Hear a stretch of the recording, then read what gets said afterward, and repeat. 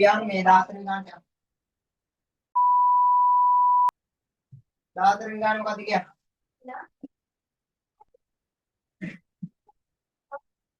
14 ගාන කියනවා මෙන්න මේ කතාව. කොහොම කතාවද? එක්තරා සේවාවක් සඳහා අය කළ වැට් බදු ප්‍රමාණය රුපියල් 60ක් විය. වැට් බදු ප්‍රතිශතය 12ක් නම් සේවාවේ වටිනාකම කොපමණද? අන්න උදේ වැඩි. එක්තරා සේවාවක් සඳහා අය කළ වැට් බදු ප්‍රමාණය රුපියල් 60යිලු. ඒ කියන්නේ ගහපු බද්ද කීයද?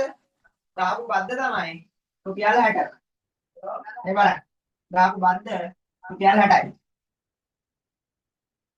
මොකද කියන්නේ? වැට් බදු ප්‍රතිශතය 112යිලු. වැට් බදු ප්‍රතිශතය 112යි. ඒ කියන්නේ ඔයා හිතන්න මගේ භාණ්ඩේ රුපියල් 100ක් වටිනවා නම් හරි මගේ භාණ්ඩේ රුපියල් 100ක් වටිනවා නම් බද්ද ගන්නවා රුපියල් 12. හරි බද්ද ගන්නවා රුපියල් 12. ඒක තමයි ඔය 100ට 12යි කියන එකේ තේරුම. හොඳ. ඔතනදී එයා කියනවා අපිට ගහපු බද්ද කීයද කියලා. කීයද ඉතින් එයා අපිට ගහපු බද්ද?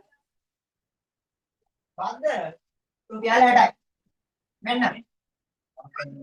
එහෙනම් මේ බද්ද එන්නේ ඒ කියන්නේ භාණ්ඩේ වටිනාකම රුපියල් 100යි. බද්ද රුපියල් 12යි. හරි? මේක රුපියල් 100යි මේක රුපියල් 12යි. මේ ඇත්තටම භාණ්ඩේ රුපියල් 100ක් වටිනවා නම් මම යාට බද්ද විදියට ගෙවන්න ඕන රුපියල් 12. ඒක තමයි මේ මෙතන තියෙන්නේ 12යි කියලා. හරි?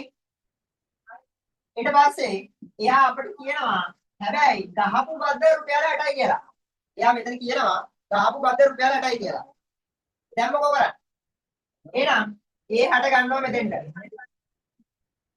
ඒ කියන්නේ බද්දේ පැත්තට අපි දානවා රුපියල් 60. දැන් අපෙන් අහනවා භාණ්ඩේ වටිනාකම කීයද කියලා. කොහොමද කරන්නේ? මගේ මේක රුපියල් 100ක් වටිනවා නම් බද්ද ගන්නවා 12. දැන් බද්ද ගහලා තියෙනවා 60. එහෙනම් මම මෙතන ආගේ දන්නේ නැහැ නේ. මම මෙතෙන්ට දා ගන්නවා x. හරි. දැන් දානවා මෙතනට ආරස් ගුණිතේ. දෙපැත්ත මාරු කරනවා. මතකද ආරස් ගුණිතේ? කොහොමද ආරස් ගුණිතේ ගන්න? 100 ඉඳන් මෙන්න මේ ඊතලයේ දිගේ එන 60යි. 100 වැඩි කිරීම 60 සමානයි x වැඩි කිරීම 12යි. x වැඩි කිරීම 12යි. හරි? මොකද්ද කරේ? මගේ මොකක් හරි භාණ්ඩයක් තියලා භාණ්ඩයට ගහපු බද්ද රුපියල් 60යි. මං ගාව එතකොට 60යි. එතකොට ඊට පස්සේ එයා කියනවා ගහපු බද්දේ percentage එක 112යි. ඔන්න ඔය 112යි කියන එකේ තේරුම මොකද්ද? 100ක් වටින භාණ්ඩයකට ගහන බද්ද රුපියල් 12යි. අන්න ඒක තමයි ඔගේ තේරුම. හරි? 100ක් වටින එකකට බද්ද 12ක් ගහනවා නම් මට බද්ද 60ක් ගැව්වා නම් හරි? බද්ද 60ක් ගැව්වා නම් මම මගේ භාණ්ඩයේ ඇත්ත වටිනාකම දන්නේ නැහැ. එයා x. හරි. එහෙනම් 100 වැඩි කිරීම 60 සමානයි x වැඩි කිරීම 12යි. එහෙනම් ඊළඟට දෙපැත්ත බෙදනවා කියන්නද? 12යි. මේ පැත්තත් බෙදුවා 12යි. මේ 12ට මේ 12 කැපුවා. මෙතන x 12 ඒව 1යි 12 ඒව 5යි. 100 5 500යි. ඒ කියන්නේ රුපියල් බලන්න රුපියල් 100ක් වටින භාණ්ඩයකට බද්ද ගෙවන්න ඕන මම රුපියල් 12යි. හැබැයි මම බද්ද ගෙවලා තියෙනවා රුපියල් 60ක්. එහෙනම් මගේ භාණ්ඩේ අනිවාර්යයෙන්ම රුපියල් 100ට වඩා වැඩි වෙන්න ඕනේ නේද? එහෙනම් රුපියල් 100ට වඩා වැඩි වෙන්න ඕන නම් මේ මෙතනිනුත් අද දැයි. මේ බලන්න. 12 වැඩි කරන්න 5යි. 12 වැඩි කරේ 5 කීයද? 60යි. දැන් මේකත් වැඩි කරන්න 5යි මේ පැත්ත. එහෙමත් මම මේ ක්‍රෙඩිට් ක්‍රමයක් කියන්නේ හොඳේ. දැන් 12 5න් වැඩි කරාම 60යි. මෙතන 100 වැඩි කරන්න 5යි. 500යි. එහෙනම් x යාගේ කීයද? රුපියල් 500යි. මෙන්න ගැව්ව කොට්ටා. කතාව ඉවරයි. ඒ කියන්නේ රුපියල් 60ක බද්දක් ගහන්නේ රුපියල් 500ක බාණ්ඩ එකට. හරි. වැඩේ කොට. ගියා ඊළඟ එකට. ගියා 15 ගන්න. 15. පාත දැක්වෙන දත්තනියදී අන්තස් චතුස්තක පරාසය සොයන්න. අන්න. ඕක සාමාන්‍යයෙන් ඔලේ පේපරේ කෙටි ප්‍රශ්න වලට අහනවා. අන්තස් චතුස්තක අන්තස් චතුස්තක පරාසය සොයන්න. අන්තස් චතුස්තක පරාසය සොයන්න. Q1 සමානයි 4න් 1යි. මෙතන Q3 සමානයි 4න් 3යි. බලන්න. දැන් අන්තස් චතුස්තක පරාසය හොයන්න කලින් මෙයාව ආරෝහණ පිළිවෙලට හදාගෙන ඉන්න ඕන. දැන් ආරෝහණ පිළිවෙලට හදාගන්නේ කොහමද? 1 3 3 5 6 8 9 9 10 11 12. මම ඒක ආරෝහණ පිළිවෙලට හදලා තියෙනවා බලන්න. 1 3 3 5 6 ඊළඟට 8 9 9 10 11 12. ඕකේ අමුතුවෙන් හදන්න දෙයක් නැහැ. හදලා තියෙන්නේ.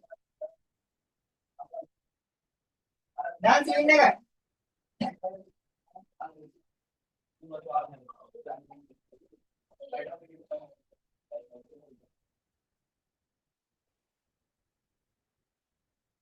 බලන්න මේ n කියන්නේ මොකද්ද? මේ බලන්න මෙන්න මේ දත්ත කීයක් තියෙනවද කියලා බලන්න ගණන් කරලා 1 2 3 4 5 6 7 8 9 10 11. දත්ත 11යිනේ. ඔන්න ඔය වගේ පේපර් එකක් මගේ මේ පේපර් එකේ තිබ්බා. අටේ ඇදුවා මතකද දන්නේ නැහැ. ඔය වගේම ගන්න. මෙතන දත්ත 11යි නම් මේ 11 ගිහිල්ලා අපිට මේ එන්න දාන්න බෑ. එන්න දාන්න බෑ. එන්න දාද්දී අනිවාර්යෙන් අපි එන්න එකක් එකතු කරලා ඕනේ දාන්න. ඒ කියන්නේ මේක ඔස්සේ නම් මෙතන දත්ත ගාන හොඳට අහගන්න. මෙතන දත්ත ගාන ඔස්සේ නම් අපි මෙතෙන්ට ගන්නවා n ධන 1යි. n ධන 1යි. මෙතන දත්ත ගාන ඉරට්ටේ නම් කොහොමත් n දාලා හදන්න පුළුවන් අවුලක් නැහැ. දත්ත ගාන ඔස්සේ වුණොත් අපි මෙන්න මෙතෙන්ට එකක් එකතු කරනවා. එතකොට මොකෝ කරන්නේ? Q1 සමානයි 4න් 1යි. ඕ සෝරි අන්න මම ඒකේ නටුවානේ අන්න. මෙතන 11 ධන 1. එහෙනම් Q1 සමානයි 4න් 1යි. 11 ධන 1 කීයද? 12යි.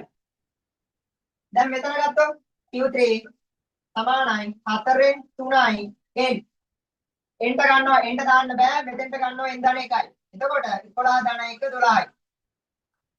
ආන්න මේ හතරට මේ 12 කැපෙනවා 3යි. ඒ කියන්නේ Q1 සමානයි 3 වෙනි අය. Q3 සමානයි මෙතන 4 1යි මෙතන 4 3යි. 3 වරක් 3 9යි. 9 වෙනි අය. ඒක ලියන්න 9 වෙනි අය. හරි Q3 නෙවෙයි එන්නේ. දැන් 3 වෙනි අය මෙන්න කවුද? 1යි 2යි 3යි. එහෙනම් 3 වෙනි අය තමයි 3. මේකෙන් ගණන් කරා 3ක් 1යි 2යි 3යි 3 වෙනි අය 3. අවුලක් නැහැනේ.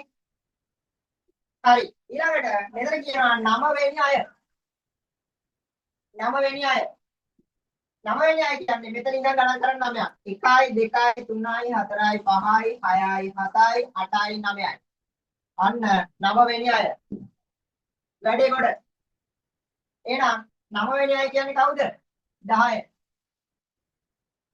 අපි අහනවා අන්ත චතුස්තක පරාසය කීයද කියලා. අන්ත චතුස්තක පරාසය කියන්නේ Q3 ඍණ Q1. Q3 ඍණ Q1. එහෙනම් Q3 කීයද? 10යි. ඍණ Q1 කියන්නේ කීයද? 3යි. එහෙනම් 10න් 3ක් අඩු කරා උත්තරේ කීයද? 10න් 3ක් අඩු කරාම උත්තරේ කීයද? 10න් 3ක් අඩු කරාම උත්තරේ 7යි. 15 වෙනි ගණන අපි යනවා 16 වෙනි ගණන හදා. හරි. එතන 16 ගණකයක පැත්තක දිග. අන්න ගණකයක්. ඒ මොකද්ද? දැකලා තියෙනවද ගණකේ? දැන් ලබන මාස විභාගෙ ලියනවා.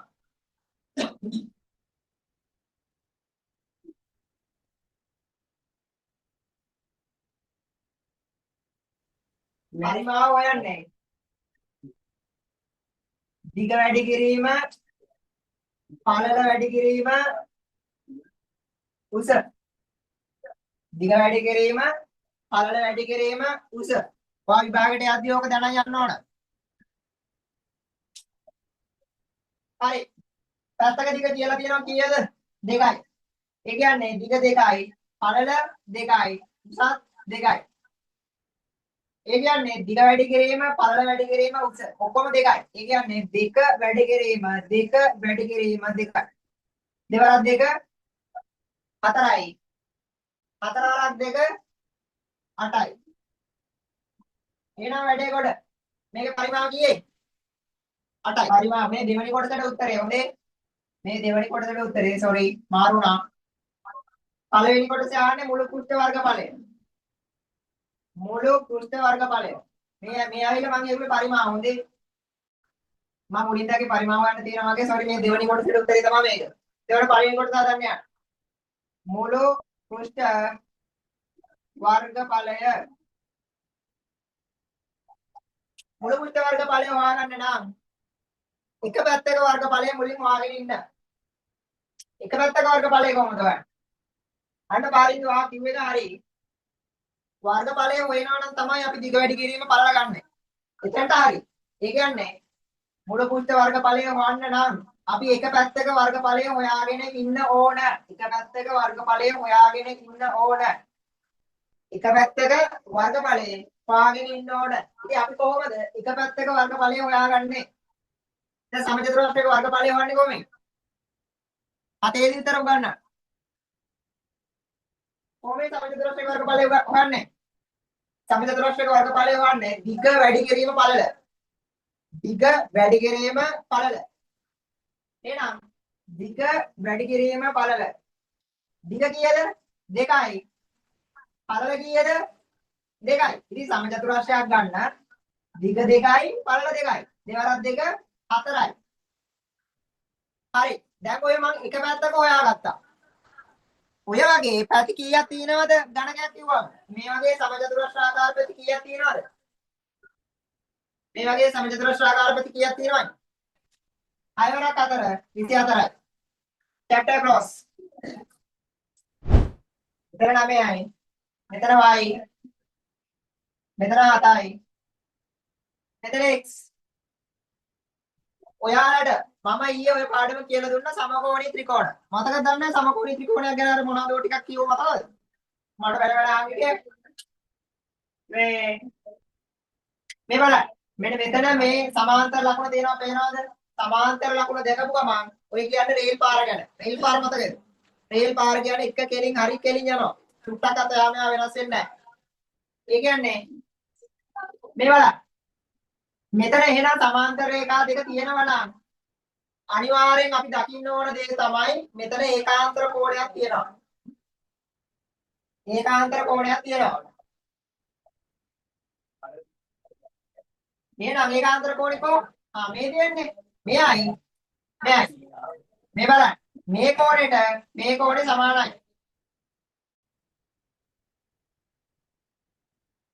මේ බලන්න. එහෙනම් මෙයාගේ ඉස්සරහා තියෙන දැන් මේ ත්‍රිකෝණ දෙකනේ. මෙන්න මේ ත්‍රිකෝණ දෙක තමයි අපි සලකන්නේ.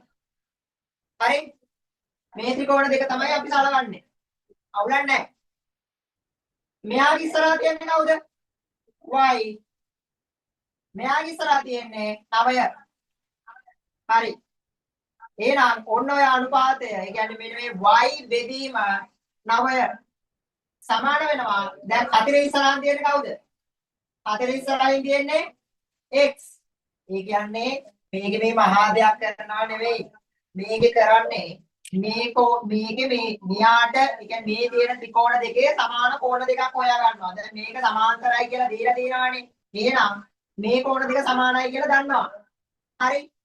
ඒක එතකොට මේ කෝණයට ඉස්සරහින් තියෙන එක ගන්නවා. මේ කෝණයට ඉස්සරහින් තියෙන එක ගන්නවා. ඒ දෙක අරගෙන බෙදනවා. මේ y බෙදීම 9. ඊට පස්සේ මෙතන x තියෙනවා. මෙතන මේ දෙන්න සමානයි කියලා පේනවනේ. අවුලක් නැහැ. මේ දෙන්න සමානයි කියලා පේනවා. එතකොට ඇයි සමාන වෙන හේතුව? සමාන වෙන හේතුව මොකක්ද? ප්‍රතිමුඛ කෝණ සමාන වෙනවා. ප්‍රතිමුඛ කෝණ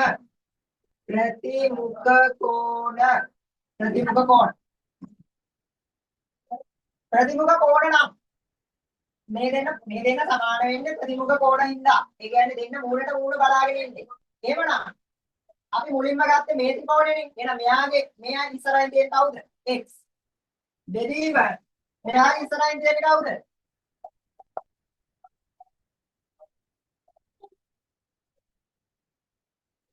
7.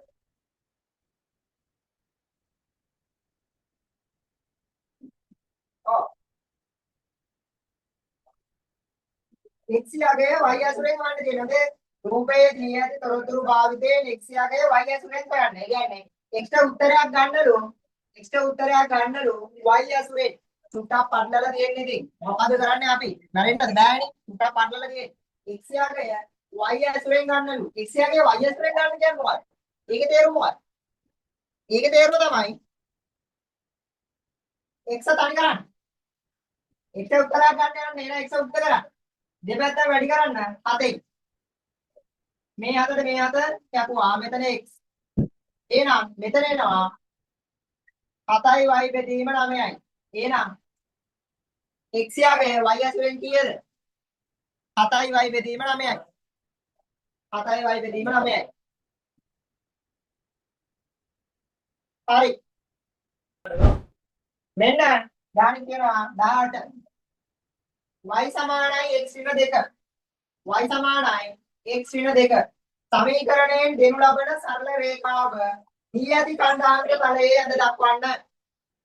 මොකද්ද කියන්නේ? y සමානයි x ඍණ 2 සමීකරණයේ දෙනු ලබන සරල රේඛාව දී ඇති කණ්ඩායමක තලයේ ඇද දක්වන්න. ඒ මොකද්ද? හරි අපි ගමු කණ්ඩායමක තලයේ. ගියා සීන් එකට. මෙන්න මේ පැත්ත x අක්ෂය, මේ පැත්ත y අක්ෂය. දැන් මොකෝ වෙන්නේ? මෙතන 1යි, මේ පැත්ත 1යි, මේ පැත්ත 2යි, මෙතන 0යි, මෙතන 3යි, මෙතන 4යි, මෙතන 5යි. මේ පැත්ත ඍණ 1යි, මේ පැත්ත ඍණ 2යි. මෙතන ඍණ 3යි, මෙතන ඍණ 4යි. මෙතනට යනවා ඍණ 5යි. මේ පැත්ත y අක්ෂයේ උඩ ධන පැත්ත 1යි, මෙතෙන්ට යනවා 2යි, මෙතෙන්ට යනවා 3යි, මෙතෙන්ට යනවා 4යි, මෙතෙන්ට යනවා 5යි. ඔන්න ඔය වගේ ඔබ දාගන්න. 1 2 3 4 මම උත්තර ගන්න ඕනේ නෑනේ. ඔයාලා ලියාගෙන යන්න. පට ගාලා. හරි. දැන් මොකද කියන්නේ? x ඍණ 2 y සමානයි x ඍණ 2. මොකද්ද? මෙන්න මේක ඇවිල්ලා අන්තක්ඛණ්ඩය. මතක ගන්න ප්‍රස්තාර පාඩම උගන්වන්න කියලා දුන්නා. මෙන්න මෙයා තමයි අන්තක්ඛණ්ඩය. අන්තක්ඛණ්ඩය කියන්නේ මොකද්ද? අන්තක්ඛණ්ඩය කියන්නේ y අක්ෂයේ කැපෙන තැන. අන්තක්ඛණ්ඩය කියන්නේ මොකද්ද? y අක්ෂයේ කැපෙන තැන. ඒ කියන්නේ y අක්ෂයේ කැපෙන්නේ මෙතනින්. අවුලක් නැහැ. ඒ කියන්නේ ඍණ දෙකෙන් y අක්ෂයේ කැපෙනවනේ. මෙන්න මෙතනින් තමයි කැපෙන්නේ එනවා. ඒ කියන්නේ අපි අඳින ඉර මොකක් වුණත් යන්නේ මෙන්න මේ ඍණ දෙක හරහා. යන්නේ මෙන්න මේ ඍණ දෙක හරහා. හරිද? දැන් යන්නේ කොයි පැත්තටද කියලා කොහොමද හොයාගන්නේ? යන්නේ කොයි පැත්තටද කියලා කොහොමද හොයාගන්නේ? අපි දන්නේ නැහැනේ. මේක මේ පැත්තට යනවද? දැන් මේක මේක හරහා යන්න ඕනි කියලා දන්නවා. අවුලක් නැහැ. ඍණ දෙක හරහා යන්න ඕනි කියලා දන්නවා. මෙහෙම යන්න ඕන. හැබැයි ඉතින් මෙහෙමත් යන්න පුළුවන්. අවුලක් නැහැ. මට කියන්නේ යන පැත්ත කොහොමද හොයාගන්නේ? මේ x ඉස්සරහින් තියෙන අගේ ධනයි. ඒ කියන්නේ මෙහෙමනේ තියෙන්නේ. y සමානයි 1x ඍණ 2යි. මේ x ඉස්සරහින් තියෙන අගේ ධන 1යි. බලන්න ධන 1යි තියෙන්නේ. එහෙනම් අපි සාමාන්‍යයෙන් ධන ප්‍රස්ථාරයක් අඳින්නේ කොහොමද මතකද? ඒ කියන්නේ අනුක්‍රමණයේ ධන ප්‍රස්ථාරයක් අඳින්නේ මේ අනුක්‍රමණයේ ධනයි නාම x අක්ෂයත් එක්ක හදන්නේ සුළු කෝණයක්. මතකද කිව්වා? අනුක්‍රමණය ඍණයි නම් අර YouTube එකේ මේ වීඩියෝ 6ක් විතර දාලා ඇති මේව ගිහින් බලන්න හොඳේ. මට අමාරුවකට මේ කනවට මේ ගිහින් එඩිට් කර ඒක දාලා නැහැ. හරි මෙතන x මෙතන y හිතුවොත් අනුක්‍රමණය ඍණයි කියලා හිතුවොත් මෙහෙම යන්නේ. ඒ කියන්නේ අනුක්‍රමණය ඍණයි නම් ප්‍රස්ථාරය යන්නේ මෙහෙම මතකද? අනුක්‍රමණය ධනයි නම් මේ අනුක්‍රමණය ඍණයි. sorry මේ අනුක්‍රමණය ධනයි. මේ අනුක්‍රමණය ඍණයි. අනුක්‍රමණය ඍණයි. x අක්ෂයත් එක්ක හදන කෝණේ මහා කෝණයක් හදන්නේ. එහෙනම් දැන් මෙතන අනුක්‍රමණය එක ධනයකනේ තියෙන්නේ. ධන එකයි කියන්නේ අනුක්‍රමණය ධනයි. ඒ කියන්නේ ඔය ඔයාලට මතකද දන්නේ මම ඔය කිව්වා. මේ අනුක්‍රමණය කියන්නේ හැමනිතරම x අක්ෂයට ඉස්සරහින් තියෙන ඉලක්කම කියලා අඩුව මතකද? මේ x අකුරට x අක්ෂයට නෙමෙයි sorry. x අකුරට ඉස්සරහින් තියෙන ඉලක්කම කියලා මතකද? ඉලක්කම ඒ කියන්නේ මේ x ට ඉස්සරහින් තියෙන ඉලක්කම. එතකොට මේකේ තියෙන ඉලක්කමක් නැහැනේ. මේකේ ඉලක්කමක් නැහැ කියන්නේ මෙතන තියෙන එක. දැන් මෙයා x ඊකාරිනේ. එතකොට මේක ඍණ දෙක හරහා යන්න ඕන. මෙතන අන්තර්කණ්ඩේ ඍණ දෙක ඉඳලා ඍණ දෙක හරහා යන්න ඕන. ඒකේ අවුලක් නැහැ. අනුක්‍රමණය ධනයි. එහෙනම් ප්‍රස්ථාරේ මේ පැත්තට එන්න ඕනේ. එහෙනම් මෙන්න මෙහෙම නේද යන්නේ ඔක. මේ බලන්න. ඔන්නෝම නේද යන්නේ. ඔන්නෝම යන්නේ.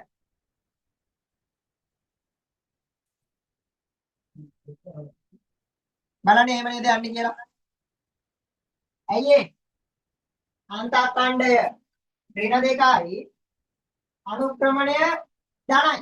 අපිට ධන එකද ධන දෙකද ඒක ලොකු අදාළක් යන්නේ අපිට වැඩුන්නේ නැහැ.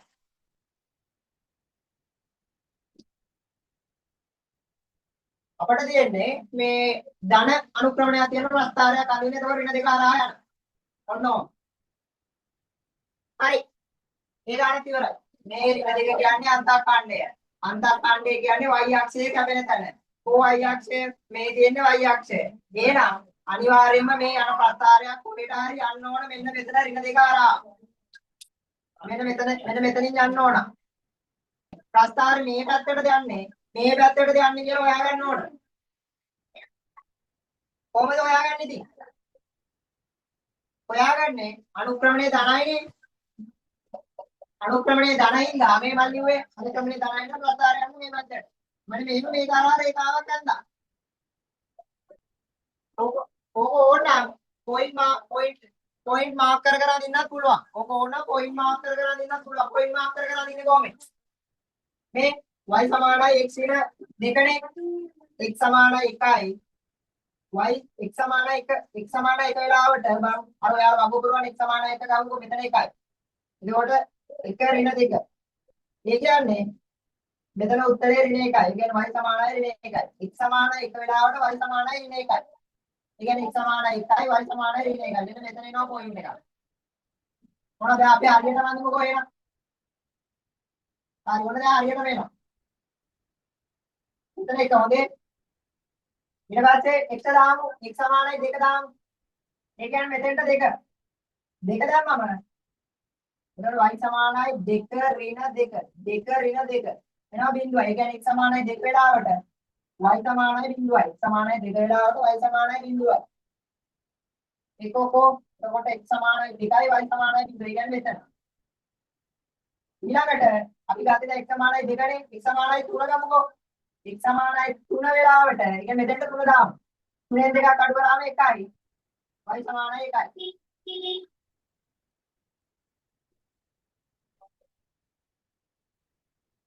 මෙන්න මේව හරියටම කණ්ඩාංග මාක් කරලා ඇද්දොත් ඕකේ කියන්නේ මේ දැන් මගේ හරියට නෑ මේක සමානව නෑනේ.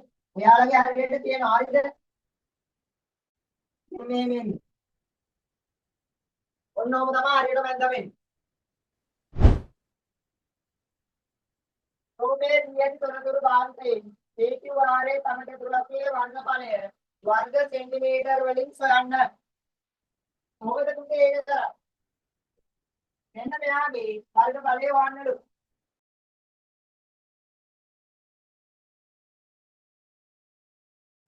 ඒ ත්‍රිකෝණයට දාන්න. පයිතගරස් ප්‍රමේය. පයිතගරස් ප්‍රමේය. පයිතගරස් ප්‍රමේය දාන්නේ කොහොමද? අපොද කිව්වා මෙන්න මේ ඍජු කෝණයට දෙපැත්තේ පාද මේව දෙක ගන්න. පාද දෙක ගන්න. මෙහා A මෙහා X කියලා ගන්න. මෙහා දන්නේ නැහැනේ. මෙහා X කියලා ගන්න. හරි. ඔන්න පයිතගරස් ප්‍රමේය උදලා ආගි. දැන් කියනවා මෙන්න මේ ඍජු කෝණයට දෙපැත්තේ පාද දෙක ගන්න. ඒ කියන්නේ මෙහා. ඒ කියන්නේ A මෙහා අරගෙන මෙහා වර්ග කරා. X වර්ග යන ඊපස් මෙහා ගන්න. දෙකේ වර්ග සමානයි. ඉතින් මෙයාත් අරගෙන මෙයා වර්ග කරා. දෙකේ වර්ග සමානයි. මූල 10. මූල 10 ගන්න. මූල 10 ඒ වර්ග. මූල 10 වර්ගය කියේ. මූල 10 වැඩි කිරීම මූල 10. ඕක මං කිව්වා. මූල 10 වැඩි කරාම 10. ඇයි? 10 වරක් 10 100යි. 100 මූල 10. මෙතන එනවා x වර්ග දෙකේ වර්ගය ඇවිල්ලා 4යි. හරි. මේ x වර්ග තනි කරන්න ඕන. එහෙනම් මේ 4 දාන්නේ එහා පැත්තට. 10 ඍණ 4යි. මෙතන එනවා x වර්ග. 10න් 4ක් අඩු කරාම 6යි. 10න් 4ක් අඩු කරාම කීයද? 6යි. මෙතන x වර්ග. දැන් x වර්ග අයින් කරගන්න ඕන. ඔයාලා ඔක දන්නවා කලින් මම ඊයේ හරි පෙරේදා හරි කිව්වා මතකද දන්නේ නැහැ. මේ පැත්තටම දානවා මූල ලකුණු. මේකට මේක කැපෙනවා. මෙතන කීයද? x සමානයි මූල 6යි. මූල 6ට උත්තරයක් ගන්න විදියක් නැහැනේ. ඒ කියන්නේ අපි මූල 6 හොයන්න යන්නේ නැහැ උතන. දා 9 වගේ තිබුණා නම් 9 මූල වගේ තිබුණා අපිට 3යි කියලා ලියන්න පුළුවන්. හැබැයි උතනේ මූල 6ට එකක් නැහැ. ඒවල අපි දන්නේ නැහැ. එහෙනම් මූල 6 විදියටම තියෙනවා. ඒ කියන්නේ මෙයා මූල 6යි. මෙයාත් මූල 6යි. මෙයාත් මූල 6යි. ඇයි මෙයා මූල 6යිනේ? මෙයා මූල 6යි නම් මෙයාත් 6යි. මෙයාත් 6යි. මෙයාත් 6යි. දැන් මෙයාගේ වර්ගඵලය හොයන්න.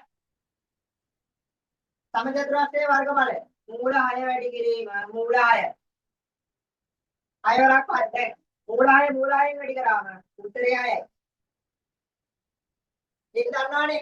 දැන් මූල 10න් වැඩි කරලා අපි ගත්තේ උත්තරේ 10යිනේ. ඒක ඕනනම් එන විදිය මම පෙන්නලා ඊටත් පෙන්නුවා. මේ 6 වරක් 6 36යි. මෙතන මූල 36 මූල ඇවිල්ලා 6යි. හරි. එතකොට මෙයාගේ ඇතුලේ වර්ගඵලය කීයද? 6යි.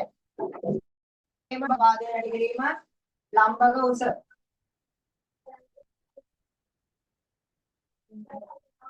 ආධාරක පාදය කීයද මේකේ? 2යි. ලම්බක උස කීයද? මූල 6යි. මේ දෙකට මේ දෙක ලැබුවා. උත්තරේ ඉතුරුයි මූල 6යි. ඒ කියන්නේ මෙන්න මේ ත්‍රිකෝණයේ වර්ගඵලය මූල 6යි. මේක අහන්නේ මොකද්ද? මේක අහන්නේ සමචතුරස්‍රයේ වර්ගඵලය විතරයි. අයියෝ අපි ත්‍රිකෝණයේ වර්ගඵලය උත් එවුවා. තිසුනේ ත්‍රිකෝණයේ වර්ගඵලයක් අහන්නේ නැහැ. ත්‍රිකෝණයේ වර්ගඵලය ඕනේ නැහැ. මෙහා ඕනේ නැහැ. එතකොට උත්තරේ කීයද?